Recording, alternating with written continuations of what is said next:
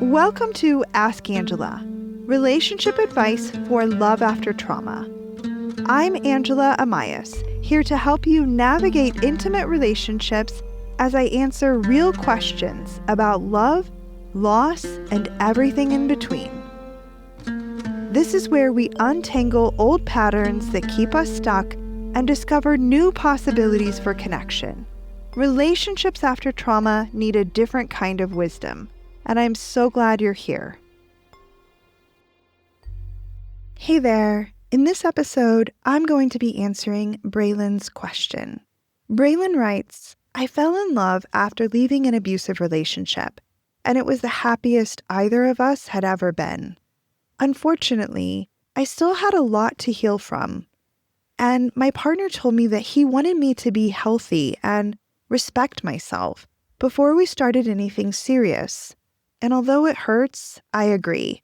We can't have a healthy relationship with unhealed trauma. He still wants me in his life and wants to plan time together. So my question is, what are some things you recommend to heal? I don't want to react to him the way I did with my ex. Dear Braylon, how to heal past trauma so you can have a healthy relationship? That's kind of the million-dollar question, isn't it?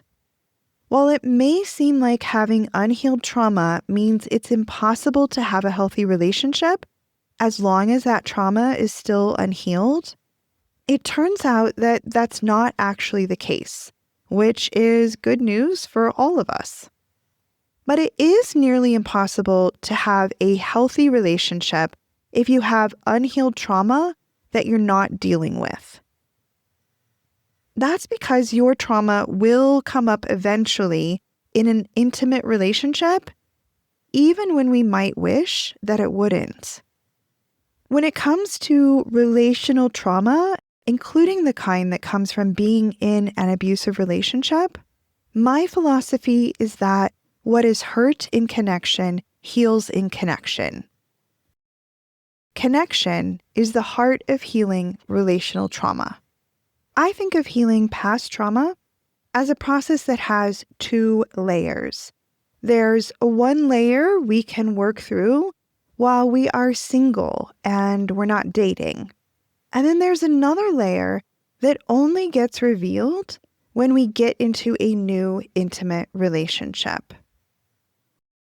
We can do a lot of work on our own or with the support of a therapist, but we can't do it all on our own. Even when individuals feel like they've done all the work and healed all the things, once they get into a new relationship, they inevitably discover that there's more work to be done. That's because intimate relationships are exceptionally effective at triggering hurts from past relationships. There are some hurts that only rise to the surface and have the chance to heal once we really allow ourselves to get close to someone else.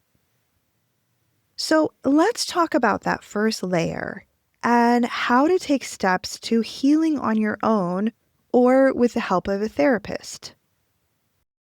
You write that you agree with your partner's assessment that you need to be healthy and respect yourself before getting into a serious relationship.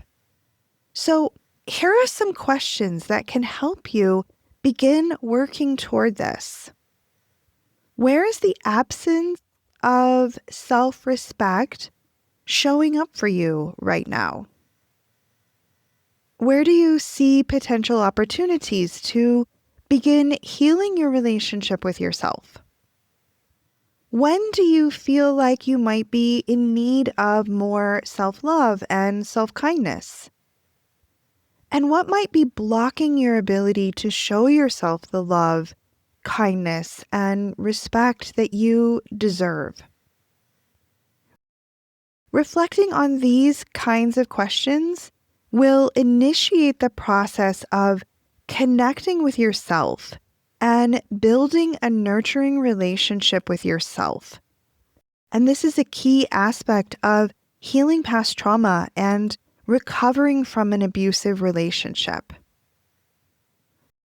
When it comes to working on healing that second layer of trauma, the layer that's only revealed when we're in a relationship, it begins with making connections between your past relationship experiences and how you react and respond in your current relationship. So think about your interactions with your most recent partner. Is there a particular experience that you can look back on now and recognize that your old trauma was activated? For example, maybe your partner said or did something that stirred up your past trauma, and before you knew it, you responded in a way that had less to do with what was happening in that moment and far more to do with what happened in the past. Trauma is stored in our bodies in a way that doesn't have a timestamp on it. When we're reacting from the place of past trauma, in the moment, it's hard to realize that our reaction really has very little to do with what's happening right now. That only becomes clear later when we look back. And in some ways, having your trauma responses activated is like driving a route that you've gone a million times before. You go into autopilot and suddenly you're cruising through a familiar part of town without having any idea exactly how you got there. That's what makes it so tricky to heal trauma. To some degree, we don't know it's even there until we find ourselves in the thick of it. And this is why healing trauma requires that we take time to self-reflect afterwards when something goes wrong in our interactions with a partner. And that's why it's also not possible to fully and completely heal trauma from a past relationship before we get into a new relationship. We can only go so far on our own by working with the things that we already know are there. Other trauma-related things won't show themselves until we're in a relationship, because it's the things that happen in the relationship that will stir up our old trauma. So, in other words, there's no such thing as healing all your old trauma before getting into a relationship. But you can certainly take steps to work through what you already know is there. And you can take steps to understand the elements of trauma that are likely to come up again when you're in a relationship. So you already have some ideas for how to handle it when your trauma does come up with a partner. So what do I mean by this? I'll give you some examples, and then you can figure out how to apply this to your own situation and your own trauma. Let's say that your past abusive relationship included being the target of cutting remarks and constant criticism and unflattering comparisons between you and others in which you could never measure up and you were never good enough. And now maybe in your new relationship, you hear everything your partner says through that lens of criticism from your last relationship. That might sound like, when he said I looked nice today, was he saying that I usually look bad? What did he really mean by that? Or let's say your abusive relationship included having a partner who was deceitful and carried on extracurricular romantic relationships that he kept secret from you. He put his phone away quickly anytime you came near him, or he slammed his laptop shut when you approached. And in your new relationship, all it takes is your partner getting a text message during dinner for you to get suspicious. And because you overlooked the signs of betrayal and deceit in your last relationship, this time in this relationship, you're hyper aware of any potential red flags. That might sound like, Who's texting him right now? Why was he 15 minutes late getting home? Why didn't he answer his phone right away when I called? It's hard to tell the difference between paranoia and listening to your gut when you get into another relationship after being betrayed. You have to identify what your triggers are in order to anticipate them and make a plan for how to handle them differently in the future. This means figuring out when you're most likely to react to your new partner in ways that relate to what happened with your ex. Consider which situations in a relationship that you're particularly sensitive to, when you're most likely to react in ways that have nothing to do with the present moment and everything to do with the past.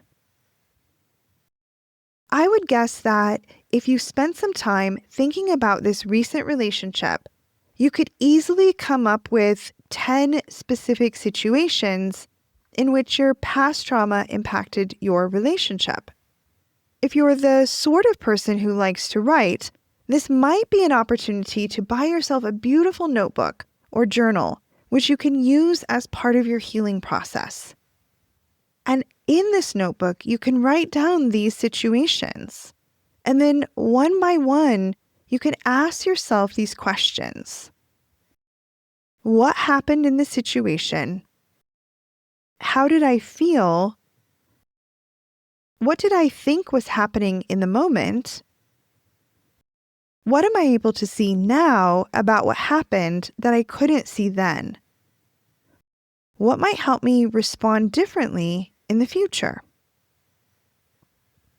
So I'll walk you through this.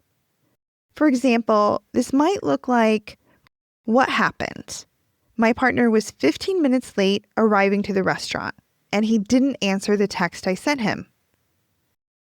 How did I feel? I felt rejected and abandoned. What did I think was happening in the moment? I thought he'd forgotten about our dinner plans. I started thinking that he didn't care about me, because if he did, he would have been on time. I told myself that he couldn't even be bothered to show up on time. He didn't care that I was left alone at the restaurant, totally forgotten and unimportant. By the time he arrived and apologized and told me that his work meeting had gone on longer than he'd expected, I was already in such a bad mood, it felt like the night was ruined. What can I see now that I couldn't see then? My whole interpretation of what was happening was inaccurate. It was the story I told myself about what was happening and why he was late that ended up making the evening unpleasant, not that my partner was 15 minutes late.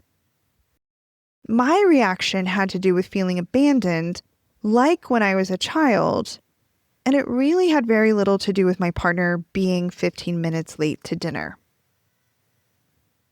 How could I respond differently in the future? I'm really sensitive to being rejected. So when I feel rejected, it shifts my entire perspective in unhelpful ways. Being aware of how sensitive I am when someone is later than I expected is helpful, because now I can anticipate how I might react, and I can remind myself not to make any assumptions about what's going on. Next time, I might say something to my partner like, even though I get that you really couldn't help being late this evening, I'm still feeling upset. It's not really about now, it's about old things that happened to me. And I think we can still have a good time tonight. It just might take me a bit of time to reset. What are you thinking about ordering? Going through this process of self-reflection related to every way in which your past trauma regularly reared its head in your relationship will help you to start making conscious connections between what happened in your past abusive relationship, what triggers those old experiences now, and how you react in response to that old trauma. So to be clear, it's not about figuring out how to not get triggered. The reality is that when we have past relational trauma, we're going to get triggered in our relationships sometimes. But it's also true that the more we work through things, the less frequently we'll get triggered over time as our sense of safety in our relationship builds. Instead of trying not to get triggered, I recommend focusing on gaining insight about what happens when you do get triggered, and then developing strategies to work through these kinds of situations when they arise. The goal of healing is not about your trauma never getting activated. That's not realistic. The goal is to move from reacting and enacting your old trauma to learning how to talk about your trauma instead. Whenever we're able to say something to a partner like, logically, I know you're late because your work meeting went late, but I'm still feeling like it's because I don't really matter to you. When we're able to do this, we are essentially narrating what's happening inside us. We're letting our partner have a window into our inner experience by sharing it without making our partner responsible for feelings that actually have nothing to do with them. This is very different from reacting to our partner as though they're inconsiderate and uncaring, which is often the prelude to misunderstandings, hurt feelings, anger, and pointless arguments that discharge the tension that's generated by trauma activation without leading to anything productive. Instead, using the tension that's generated when your trauma is activated and talking about what's happening inside of you gives you the chance to have a different outcome now than you had in the past. You've already discovered that it's possible to love deeply and happily after leaving an abusive relationship behind. Unhealed trauma doesn't have to stand between you and a richly satisfying long-term relationship. And on that note, Braylon, I'm wishing you the very best as you continue to deepen your connection with yourself, gain insight into old patterns, and learn new skills for working with your trauma when it arises.